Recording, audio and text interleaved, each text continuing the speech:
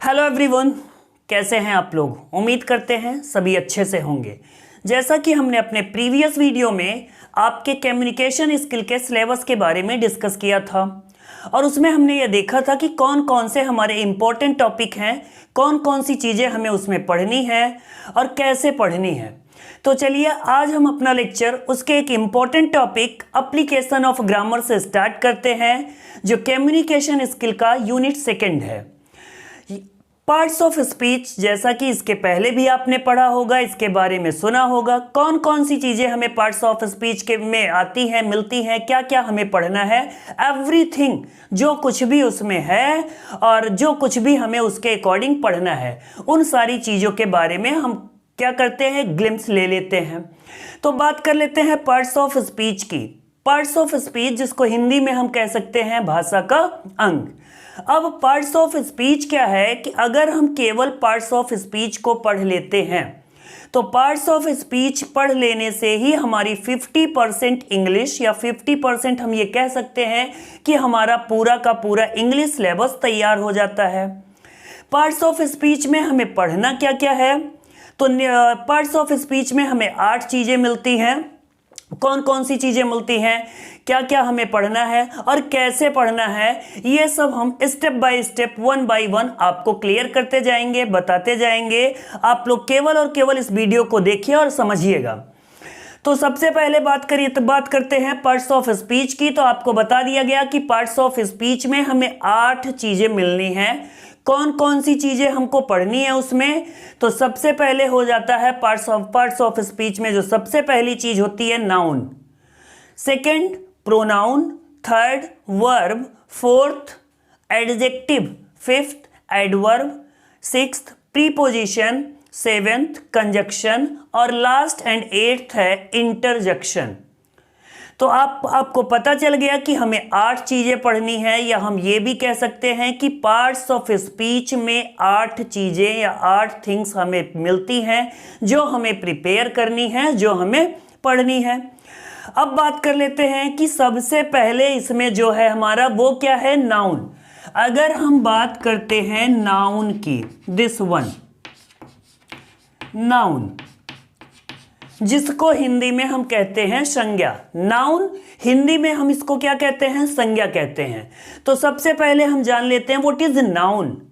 If we can say it, if we say about it in briefly, then noun is a naming word. अगर हम noun की बात करें और संक्षेप में एकदम बताना हो कि नाउन है क्या, तो हम ये स्पष्ट रूप से कहेंगे या एक शब्द में, एक सेंटेंस में कह देंगे, noun is a naming word. Means किसी भी चीज का अगर नाम लिया जाए देन दैट इज नाउन। और अगर थोड़ा लॉन्ग टर्म में बोलना हो तो आपने इसकी डेफिनेशन कई बार पढ़ी भी होगी, और नहीं पढ़ी है तो एक बार फिर से हम लोग पढ़ लेते हैं, जान लेते हैं कि नाउन है क्या। तो noun is a name of any person, place और थिंग। किसी भी व्यक्ति, किसी भी वस्तु और किसी भी स्थान के नाम को हम क्या कहते हैं, संज्ञा कहते हैं।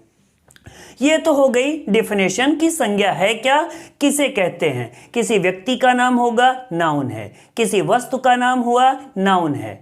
किसी स्थान का नाम हुआ, नाउन है। तो नाउन क्या है ये हमने जान लिया। इसके बाद आ जाते हैं डिवीजन ऑफ नाउन पे, या नाउन को कैसे डिवाइड किया गया है, कितने प्रकार होते हैं, कैसे इसको बांटा गया है। तो चलिए बात करते हैं अब इसके आगे नाउन की, कि कैसे नाउन को डिवाइड किया गया है, कैसे इसको बांटा गया है, या इसके कितने प्रकार होते हैं। सबसे पहले हम बात कर लेते हैं काइंड्स ऑफ नाउन की। This one, kinds of noun, ये संज्ञा के भेद या संज्ञा के भाग। तो अगर इसके अकॉर्डिंग हम देखें काइंड्स ऑफ नाउन, तो नाउन को कितने भागों में डिवाइड किया गया है, 5 भागों में डिवाइड किया गया है, या हम ये कहते हैं कि नाउन के 5 प्रकार होते हैं। कौन कौन से, सबसे पहला प्रॉपर नाउन, इसके बाद कॉमन नाउन, फिर कलेक्टिव नाउन, इसके बाद मैटेरियल नाउन, और जो सबसे लास्ट में आता है वो क्या हो जाता है हमारा एब्स्ट्रैक्ट नाउन। हमें 5 मिल गए। हमने ये जान लिया कि नाउन कितने प्रकार के होते हैं, इसके कितने भेद कितने भाग होते हैं, तो 5 होते हैं। सबसे पहला हो जाता है हमारा प्रॉपर नाउन, इसके बाद कॉमन नाउन, फिर कलेक्टिव, इसके बाद मटेरियल, और जो सबसे अंतिम और लास्ट में आता है वो होता है एब्स्ट्रैक्ट नाउन। चलिए सबसे पहले बात कर लेते हैं, किसकी बात कर लेते हैं, प्रॉपर नाउन की। प्रॉपर नाउन मीन्स नाम से ही पता चल जाता है कि इसमें क्या होगा। प्रॉपर नाउन हिंदी में इसको कहते हैं हम लोग व्यक्तिवाचक संज्ञा। जो भी चीजें किसी भी व्यक्ति का नाम होगा, पार्टिकुलर व्यक्ति का नाम, पार्टिकुलर स्थान का नाम या पार्टिकुलर वस्तु का नाम, वही हो जाता है कौन सा हमारा प्रॉपर नाउन। अब पार्टिकुलर का मतलब क्या होता है, अगर इसको इंग्लिश में डिफाइन किया जाए तो क्या हो जाएगा, a noun in which we find a particular person, a particular place or a particular thing, then that is related to our proper noun। वो कौन सा नाउन हो जाएगा, प्रॉपर नाउन। किसी विशेष व्यक्ति, किसी विशेष वस्तु या किसी विशेष स्थान के बारे में अगर बात की जाए, अगर हम किसी पार्टिकुलर पर्सन को पॉइंट आउट कर देते हैं तो वही हो जाता है हमारा प्रॉपर नाउन, जो सबसे पहला काइंड होता है किसका, नाउन का। अब जैसे किसी पार्टिकुलर का मतलब क्या हो गया, जैसे हमने किसी का नाम ले लिया, राम, श्याम, मोहन, सीता, गीता एक्सेट्रा, तो ये तो व्यक्तियों का नाम हो गया। किसी वस्तु का नाम ले लेते हैं, जैसे अभी हमने, आप हम में से या हमने, आपने पेन यूज करते हैं, पेन, तो अगर बात कर लेते हैं केवल पेन की तो पेन हो जाता है नाउन, तो वो भी है, लेकिन अब वहाँ पर पार्टिकुलेशन नहीं हो पाता। लेकिन अगर किसी विशेष कंपनी का उसके साथ नाम जोड़ दिया जाए तो वो हो जाता है हमारा कौन सा नाउन, प्रॉपर नाउन। जैसे मॉन्टेक्स हो गया, तो अब ये एक नाम हो गया प्रॉपरली, तो इसलिए वो कौन सा हो जाएगा, प्रॉपर नाउन। और ऐसे ही हम बात कर लेते हैं स्थान की, तो किसी भी स्थान का अगर नाम ले लिया जाता है as Delhi, Calcutta, anything else, वो क्या हो जाएगा, प्रॉपर नाउन। इट मीन्स, अब स्पष्ट रूप से कहा जाए तो क्या हो गया, जहां पर किसी विशेष व्यक्ति को, किसी पार्टिकुलर व्यक्ति को पॉइंट आउट किया जाएगा, वही हमारा हो जाता है प्रॉपर नाउन। चलिए प्रॉपर नाउन के बाद सेकंड चीज या सेकंड जो हमारा काइंड, वो कौन सा है, कॉमन नाउन। अब प्रॉपर और कॉमन दोनों में थोड़ा सा डिफरेंस होता है। प्रॉपर में हम क्या करते हैं, किसी व्यक्ति को पर्सनली पॉइंट आउट करते हैं, और जबकि कॉमन में ऐसा नहीं होता। कॉमन में क्या होता है, हम उसके होल समूह को पॉइंट आउट कर देते हैं।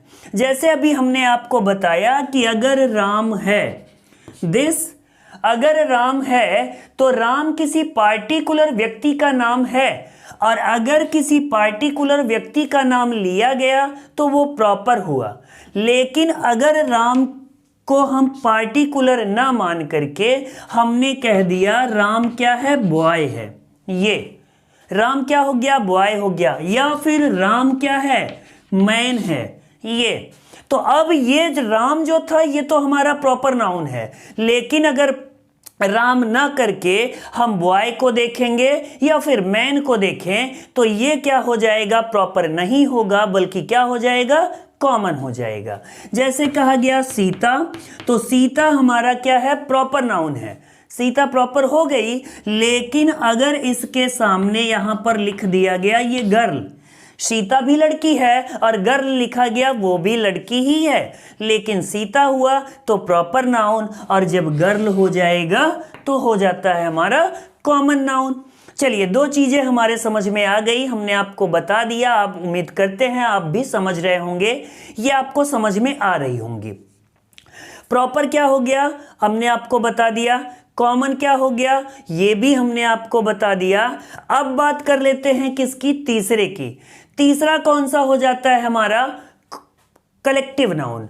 और कलेक्टिव नाउन क्या है, नाम से ही इसका भी पता चल जा रहा है कि collective means the word which is created by collection, और कलेक्ट और कलेक्शन, और कलेक्ट और कलेक्शन मतलब ही हो जाता है कलेक्ट इकट्ठा करना, कलेक्शन समूह। तो जहां बात की जाएगी समूह की, जहां लोगों का समूह होगा, किसी व्यक्तियों का समूह हुआ, वस्तुओं का समूह हुआ, जानवरों का हुआ, किसी भी चीज का जहां पर हमें क्या मिल जाता है, कलेक्शन मिलता है। किसी भी चीज का जहां समूह दिखाई पड़े, जहां पर हमको उसका कलेक्शन दिखेगा, समूह दिखेगा, ग्रुप दिखेगा, वहां पर कौन सा नाउन हो जाता है हमारा, तीसरा नाउन, और जिसको हम क्या कहते हैं, कलेक्टिव नाउन। अगर एग्जाम्पल देखें कलेक्टिव नाउन का, तो जैसे हम लोग कह लें कलेक्शन कहाँ मिल जाएगा, जैसे आर्मी, दिस वन, ये आर्मी क्या है, कलेक्शन है। अब आर्मी किसका कलेक्शन होती है, आर्मी है सोल्जर्स का कनेक्शन। जैसे कोई एक सैनिक आ जाए और खड़ा हो जाए, कह दे what, I am an army, then it is possible, not possible. Why? Because of we know very well that not a single soldier is called army. What is army? Army is the collection of soldiers.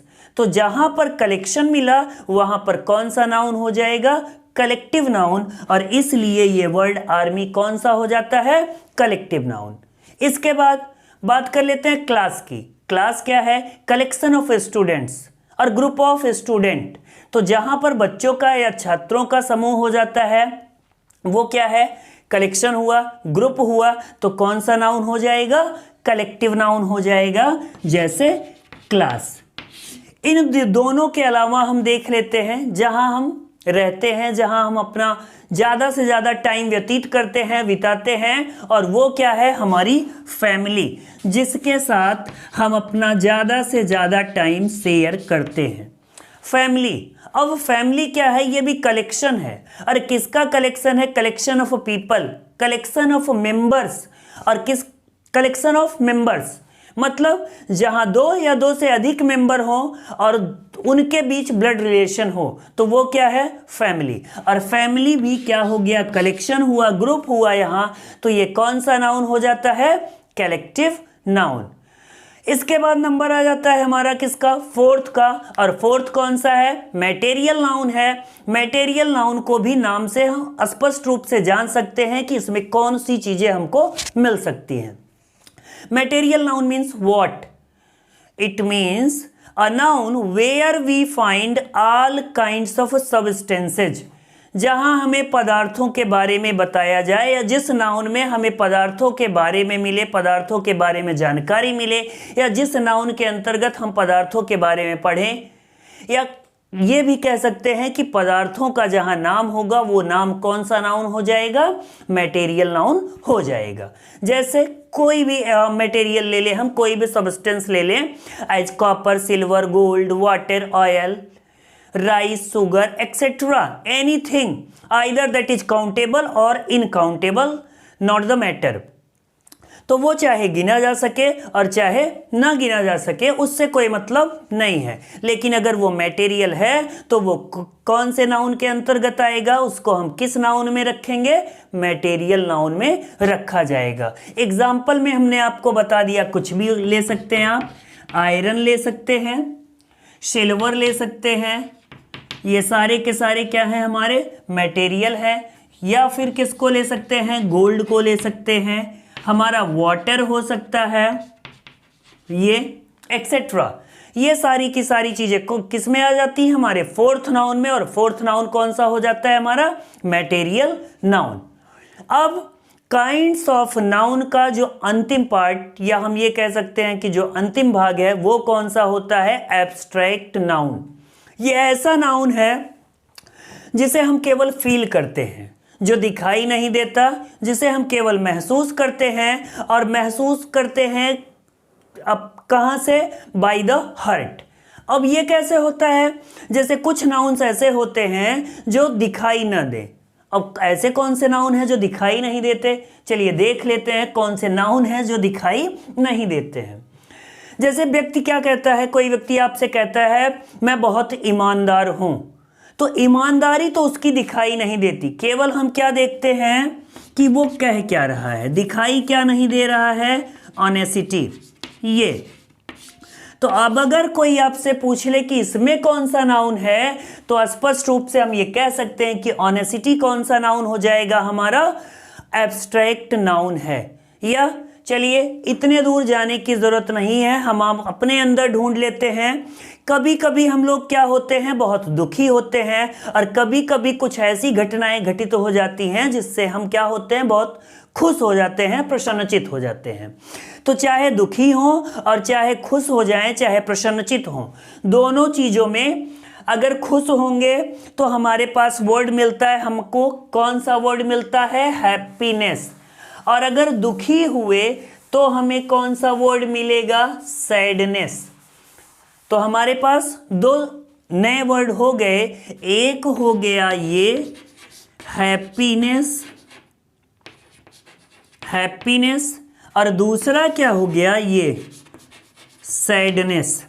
अगर हम इन दोनों की बात करें तो happiness भी noun हुआ और सैडनेस भी नाउन हुआ, लेकिन न तो हम प्रसन्नता को देख पाते हैं और ना ही उस दुख को देख पाते हैं जो व्यक्ति के अंदर व्याप्त है, जो व्यक्ति के अंदर है।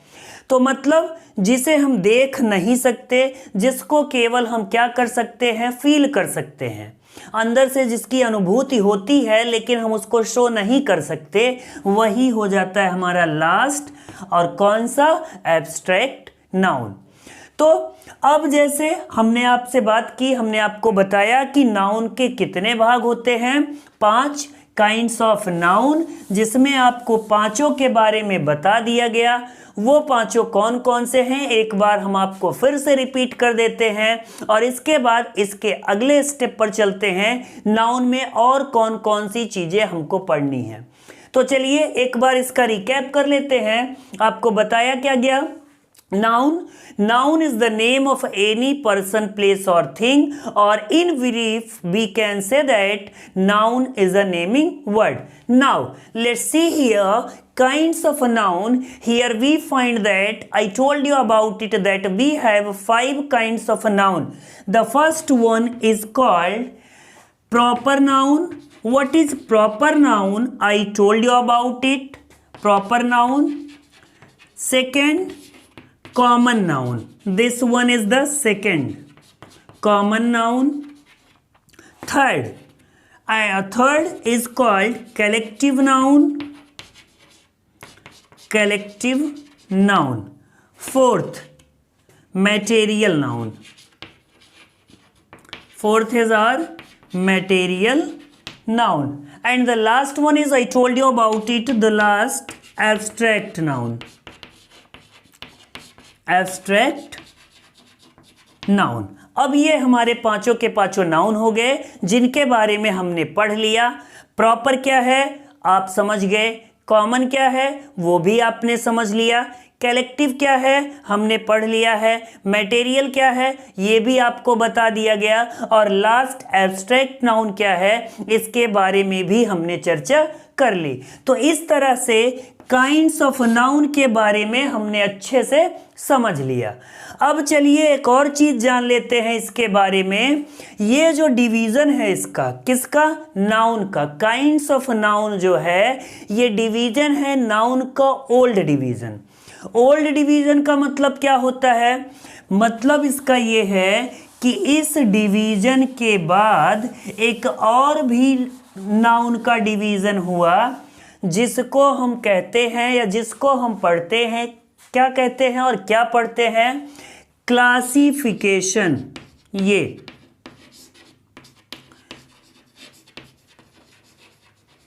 Classification of, modern classification of noun, क्या कहते हैं उसको, मॉडर्न क्लासिफिकेशन ऑफ नाउन। नए राइटर्स आए, उन्होंने कह दिया कि नाउन को 5 भागों में डिवाइड करना, इसके 5 भेदों में, इसको 5 भागों में पढ़ना ये ज़्यादा अच्छा नहीं है और ज़्यादा बेहतर नहीं है। क्यों नहीं बेहतर है, क्योंकि अगर किसी चीज़ को हम केवल 3 भाग में पढ़ सकते हैं तो उसे हमें 5 भागों में पढ़ने की कोई ज़्यादा आवश्यकता नहीं है, और इसलिए उन्होंने नाउन को क्या किया, केवल 3 भागों में डिवाइड किया। और चूंकि ये नया था इसलिए इसको नाम दिया गया modern classification, modern classification of noun. This one modern classification of noun. अब इसको हिंदी में क्या कहेंगे? संज्ञा का आधुनिक वर्गीकरण। अभी इसके पहले हमने ये पढ़ा कि संज्ञा के कितने भेद होते हैं? 5। उसको 5 भागों में डिवाइड किया गया। लेकिन अब यहाँ पर आप देख रहे हैं लिखा गया मॉडर्न क्लासिफिकेशन ऑफ नाउन, और इसके अकॉर्डिंग संज्ञा को 5 नहीं बल्कि केवल 3 भेदों में डिवाइड कर दिया गया, 3 भागों में, जिसमें सबसे पहला उसको बदला नहीं गया, वही था प्रॉपर नाउन। दूसरा काउंटेबल होता है और तीसरा अनकाउंटेबल। अब ये क्या है? मतलब कुल मिलाकर 5 को इकट्ठा किया गया, फिर से उनको अलग किया गया, प्रॉपर को अलग कर दिया गया, प्रॉपर ही रह गया, और जो बचते हैं 4 उन चारों को इकट्ठा किया गया और कह दिया गया या ये देख लिया गया कि जिसको ईजिली काउंट किया जा सके, जिसको आसानी से हम गिन सके, जिसकी गणना हो सके, वो काउंटेबल हो जाता है, और जिसकी गणना ना हो सके, जिसकी गिनती ना की जा सके, या फिर जिसे हम गिनने में समर्थ ना हो, वो हो जाता है हमारा uncountable noun. So, I hope you understand that what is modern classification of a noun। संज्ञा का आधुनिक वर्गीकरण है क्या? मीन्स संज्ञा का आधुनिक वर्गीकरण मतलब क्या हुआ कि संज्ञा को 5 की जगह 3 भागों में डिवाइड करना। कौन कौन सा? पहला हो जाता है हमारा प्रॉपर, मीन्स वही जो काइंड्स ऑफ नाउन में था, प्रॉपर नाउन। दूसरा क्या हो जाता है? Countable noun, countable noun. और तीसरा क्या हो जाता है? Uncountable noun, uncountable noun. अब ये हो गए हमारा first, second, third. Proper noun, इसके बारे में हमने चर्चा कर ली है। बचा कौन सा है? काउंटेबल और अनकाउंटेबल। तो काउंटेबल क्या है? हमने आपको बता दिया कि जिसकी गिनती की जा सके वो काउंटेबल हो गया। अनकाउंटेबल, जिसकी गणना, जिसकी गिनती ना की जा सके, वो कौन सा हो जाएगा? अनकाउंटेबल। अब चलिए उन चारों को मिलाते हैं। किसको? Common, collective, material, abstract. उन चारों को आपस में मिला दिए। अब इनमें से देख लेते हैं कि किसकी गिनती की जा सकती है। जैसे कॉमन में अभी हमने बात की थी बॉय और गर्ल की, तो चूंकि बॉय कितने भी हो, उनकी संख्या कितनी भी क्यों ना हो, हम उनको ईजिली काउंट कर सकते हैं। इसलिए जब उन्हें रखा गया तो किस में रख दिया गया? काउंटेबल में। और अनकाउंटेबल, जिसकी गिनती न की जा सके, मीन्स जैसे अगर हम बात कर लें वाटर की, ये तो इसको गिना नहीं जा सकता है। हम इसको 1 2 3 4 5 1 2 3 5 4 6 7 8 इस तरह से काउंट नहीं कर सकते। तो इसको किस में रखा जाएगा या किस में रखा गया है? अनकाउंटेबल नाउन में रख दिया गया। जैसे एक नाउन हमने अभी आपको बताया था एब्स्ट्रैक्ट नाउन, तो एब्स्ट्रैक्ट नाउन में भी आपने देखा, उसमें आपको एग्जाम्पल दिया गया, हैप्पीनेस बताया गया, सैडनेस बताया गया, ऑनेस्टी बताई गई, एक्सेट्रा। तो इस तरह से उसमें आपको बताया गया। अगर हम उसको यहाँ पर ले आएं और ये देखें कि वो कौन सा नाउन है, काउंटेबल है और अनकाउंटेबल है, तो कैसे पता चलेगा कि वो काउंटेबल है और अनकाउंटेबल है? चलिए उसमें से किसी एक के बारे में देख लेते हैं। जैसे मान लीजिए हैप्पीनेस, ये हैप्पीनेस। कभी आपने देखा कि किसी व्यक्ति ने आपसे ये कहा हो कि आज मैं 1 खुश हूँ, आज मैं 2 खुश हूँ, आज मैं 3 खुश हूँ, या आज मैं 1 दुखी हूँ? ऐसा नहीं होता है। क्यों नहीं होता? Because we know very well that this is not the noun which is countable, जिसे हम गिन सकें या जिसकी गणना हम कर सकें, वो इस प्रकार का नाउन नहीं है। मतलब इसको गिना नहीं जा सकता। इसको हम ये कह सकते हैं कि आज मैं बहुत खुश हूँ, आज मैं कम खुश हूँ, आज मुझे बहुत दुख है, या आज मैं बहुत ज़्यादा दुखी हूँ। तो इस तरह से हो सकता है, लेकिन 1 2 3 4 5 या 1 2 3 4 5 के सीक्वेंस में इसको हम नहीं कह सकते। इसलिए ये भी कौन सा हो जाता है? अनकाउंटेबल नाउन हो जाता है। तो ये था हमारा क्या? डिवीज़न ऑफ नाउन, जो हमें दो तरह से मिला, एक काइंड्स ऑफ नाउन के रूप में और दूसरा मॉडर्न क्लासिफिकेशन ऑफ नाउन के रूप में। काइंड्स ऑफ नाउन में हमने देखा कि 5 होते हैं, जबकि मॉडर्न क्लासिफिकेशन ऑफ नाउन में कितने हुए हमारे पास? 3 हुए, प्रॉपर, कलेक्टिव और प्रॉपर, काउंटेबल और अनकाउंटेबल। जो जिसकी गणना की जा सके वो काउंटेबल हुआ, और जिसको गिनने में हम सक्षम नहीं हैं, समर्थ नहीं हैं, वो हमारा कौन सा हो जाता है? अनकाउंटेबल नाउन हो जाता है। चलिए अब इसके बाद देखते हैं कि नाउन में और कौन सी चीजें हमें पढ़नी है, या नाउन में इसके बाद किसका टर्न आता है, कौन सा टॉपिक है। तो इसके बाद नाउन में टॉपिक हो जाता है हमारा कौन सा? Noun and number. नंबर आप लोग सभी जानते होंगे।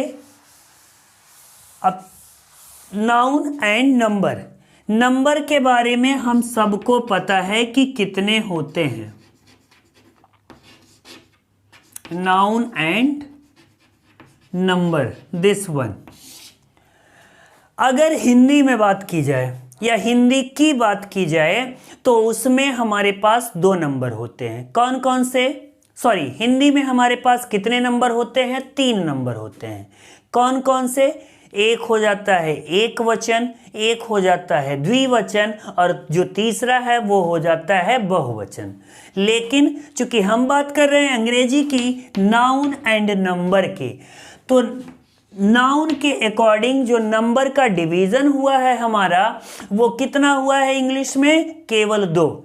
या तो एक होता है और या फिर बहुत होता है। तो मतलब क्या हुआ एक और बहुत होने का? कि अगर नाउन एंड नंबर में हम जानेंगे तो हमारे पास कितने नंबर होते हैं? केवल 2 नंबर होते हैं। एक होता है हमारा सिंगुलर और जो दूसरा है वो हो जाता है प्लूरल। एक के बाद बहुत हो जाता है और बहुत के पहले क्या होता है? केवल एक होता है। मीन्स नाउन एंड नंबर, तो नंबर में हमारे पास केवल 2 होते हैं। एक को कहते हैं सिंगुलर नंबर, एक होता है हमारा सिंगुलर नंबर, और जो दूसरा है वो क्या हो जाता है हमारा? Plural number. Singular number, plural number. अब ये क्या है? ये इसका मतलब क्या है कि वो नाउन जिससे हमें किसी एक मात्र व्यक्ति का भाव प्रकट होगा, जिससे हमें किसी मात्र एक व्यक्ति के बारे में पता चलेगा, वो हो जाता है सिंगुलर। और जिससे व्यक्तियों की संख्या या जहां पर व्यक्तियों की संख्या मोर देन 1 हो जाए, एक से अधिक हो जाए, वो क्या हो जाता है? Plural noun. It means a noun where we find only one person, only one thing, or only one thing, or only one person, only one thing, वो हो जाता है क्या? सिंगुलर। और जहां संख्या कितनी हो जाएगी? एक से अधिक हो जाएगी, वो हो जाता है प्लूरल। अब इसमें रूल है, रूल सिंगुलर से प्लूरल में बदलने का। तो जैसा कि अभी हमारा ये क्या चल रहा है? इंट्रोडक्शन का टॉपिक चल रहा है। इस लेक्चर में हम केवल क्या हो रहे हैं? इंट्रोड्यूस हो रहे हैं कि नाउन है क्या, नाउन किसे कहते हैं, इसके कितने भाग होते हैं और इसका कितने तरह से डिवीजन हुआ है। और रही बात रूल्स की, तो ये हम लोग कहाँ पढ़ेंगे? अपने अगले लेक्चर में पढ़ेंगे, जहाँ पर आपको बताया जाएगा रूल्स कि कहाँ पर कौन सी चीज़ों को कैसे यूज करते हैं, कब नाउन सिंगुलर होगा, कब नाउन प्लूरल होगा, कब सिंगुलर के साथ कौन सी वर्ब लगेगी, कब प्लूरल के साथ कौन सी वर्ब लगेगी, और कैसे सिंगुलर नाउन को प्लूरल में कन्वर्ट किया जाता है या कैसे सिंगुलर को प्लूरल में बदलते हैं। एवरीथिंग, सारे के सारे रूल्स हम कब पढ़ेंगे? अपने अगले लेक्चर में पढ़ेंगे, जब हमारा ये समाप्त हो जाएगा। कौन सा टॉपिक समाप्त हो जाएगा? इंट्रोडक्शन का। चलिए अब हमने जान लिया कि नाउन एंड नंबर में हमारे पास कितने होते हैं, दो, सिंगुलर और प्लूरल। सिंगुलर क्या है हमने आपको एक्सप्लेन कर दिया, प्लूरल क्या है और इसके बारे में भी हमने आपको बता दिया। अब नाउन में जो लास्ट डिवीजन है वो होता है हमारा कौन सा, नाउन। जैसे इसमें है नाउन एंड नंबर, वैसे ही इसके बाद जिसका नंबर आता है वो होता है noun and gender. This one, noun and gender. अब जेंडर कितने होते हैं, तो अगर इंग्लिश में बात की जाए तो यहां पर जेंडर को कितने भागों में डिवाइड किया गया, कितने भागों में रखा गया, 4 भागों में। कौन कौन सा 4 इसमें हो जाते हैं जेंडर, एक मेल को इंट्रोड्यूस करता है, दूसरा फीमेल को इंट्रोड्यूस करेगा या करता है, तीसरा जो मेल और फीमेल दोनों को इंट्रोड्यूस करे, दोनों को मॉडिफाई करे, और जो लास्ट है जो ना मेल ना फीमेल और ना ही किसी लिविंग थिंग को इंट्रोड्यूस करे, बल्कि जो किसको इंट्रोड्यूस करेगा, किसको मॉडिफाई करेगा, नॉन लिविंग थिंग को। लेकिन उसमें एक और चीज ज्वाइन कर देते हैं कि वो नॉन लिविंग थिंग और ट्री उसको भी मॉडिफाई करता है। तो चलिए देख लेते हैं कि नाउन एंड जेंडर कितने होते हैं, 4, जिनमें सबसे पहला हमारा होता है जो मेल को मॉडिफाई करेगा, मेल को इंट्रोड्यूस करेगा, उसको हम कहते हैं मैस्कुलिन जेंडर।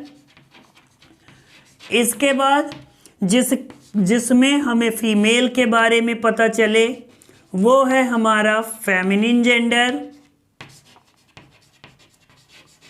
Feminine gender.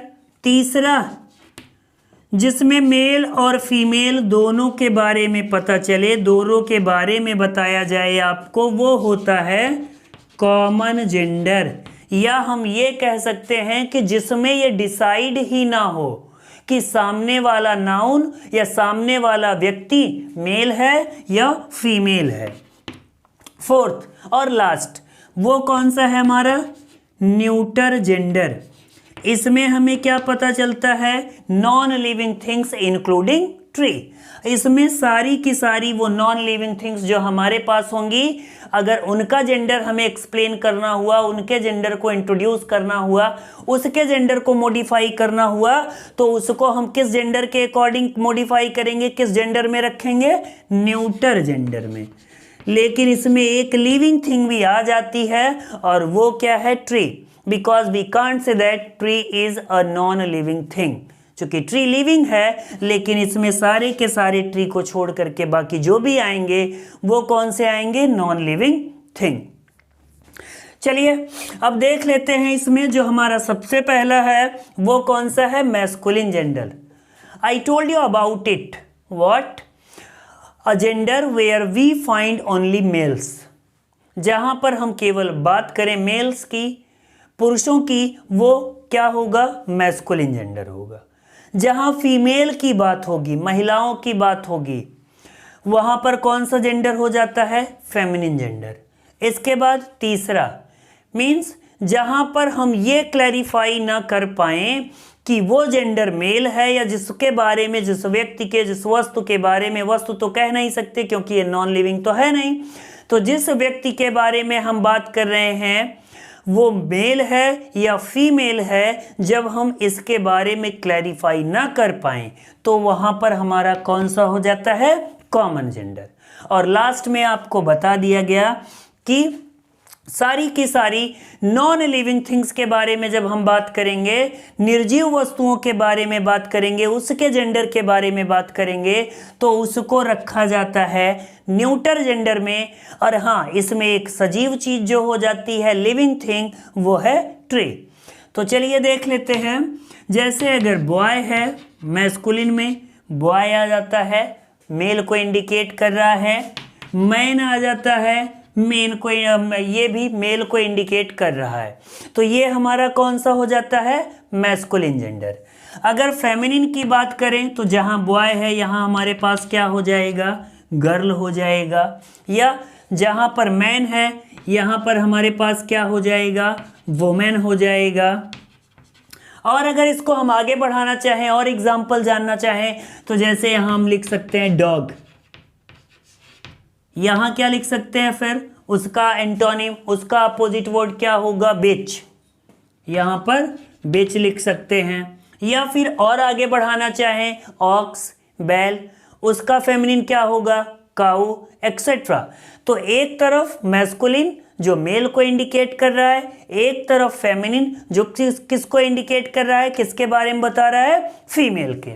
चलिए, कॉमन जेंडर, कॉमन में आपको क्या बताया गया? ये किसको इंट्रोड्यूस करता है, ये किसको मॉडिफाई करता है? मेल और फीमेल बोथ, दोनों के बारे में बताएगा, लेकिन क्लैरिफाई बिल्कुल नहीं करेगा कि ये मेल है या फीमेल। जैसे हम अपनी बात कर लेते हैं और आपकी बात कर लेते हैं। मतलब क्या हुआ इसका कि अगर हम अपनी बात करें, जैसे कह दिया जाए यहाँ पर टीचर, ये तो अब टीचर आपका मेल भी हो सकता है और फीमेल भी हो सकता है। लेकिन अगर हम क्या कहेंगे, मेल होगा तब भी टीचर, फीमेल होगा तब भी टीचर। और केवल टीचर कह देने से ये क्लैरिफाई नहीं हो सकता, ये हम श्योर नहीं हो सकते इस बात से आइदर ही इज मेल और फीमेल। तो ये कौन सा हो जाता है इसका जेंडर? Common gender. या अब आपकी बात कर लेते हैं, स्टूडेंट। ये यहां भी स्टूडेंट में कौन आ गया? दोनों, छात्र छात्राएं। अब वो चाहे मेल हो और चाहे फीमेल, दोनों के दोनों किस में आ जाएंगे? हमारे कॉमन जेंडर में, क्योंकि यहां पर हम क्लैरिफाई नहीं कर पाते कि वो मेल है या फीमेल है। या एक आध और एग्जांपल देख लेते हैं इसका, वो कौन सा? जैसे कह दिया जाए doctor, this one, doctor. Here we can say that doctor he is either male or female। चाहे वो डॉक्टर मेल होगा तब भी डॉक्टर है और फीमेल होगा तब भी डॉक्टर है। मतलब जहां यहां पर भी इसका जेंडर क्लैरिफाई नहीं हो पाता कि मेल है या फीमेल है, दोनों में से कोई भी हो सकता है। और जहां कोई भी हो सकता है वहीं क्या हो सकता है? कॉमन। या वहीं पर कौन सा जेंडर होगा? Common gender. अब न्यूटर जेंडर, इसके बारे में आपको बता दिया गया कि इसमें कौन सी चीजें मिलेंगी? नॉन लिविंग थिंग्स, कुछ भी ले सकते हैं, book, copy, pen, table, chair etcetera. और एक और चीज होगी जो लिविंग होती है, वो कौन सी है? ट्री। तो इसमें लिख सकते हैं हम कि अगर टेबल है तो कौन सा जेंडर? न्यूटर जेंडर है। बुक है, कौन सा जेंडर? ये भी न्यूटर जेंडर है। पेन है, कौन सा जेंडर? न्यूटर जेंडर है। हाँ, एक और चीज जो इसमें अलग से है, जो लिविंग होती है, वो क्या है? ट्री। ट्री क्या है? ये है, ट्री भी न्यूटर जेंडर में है, लेकिन ये नॉन लिविंग नहीं है बल्कि लिविंग है। तो आज के इस टॉपिक में, आज के इस लेक्चर में हमने क्या जाना कि पार्ट्स ऑफ स्पीच के 8 प्रकार होते हैं। 8 आपको एक्सप्लेन किया गया, जिसका सबसे पहला टॉपिक है नाउन। नाउन क्या है, उसके कितने भाग हैं, कितने भेद हैं और किस तरह से उसको डिवाइड किया गया है, किस तरह से उसको बांटा गया है। अब अगले लेक्चर में हम अगला पार्ट्स ऑफ स्पीच या पार्ट्स ऑफ स्पीच का दूसरा भाग पढ़ेंगे, जो है हमारा प्रोनाउन।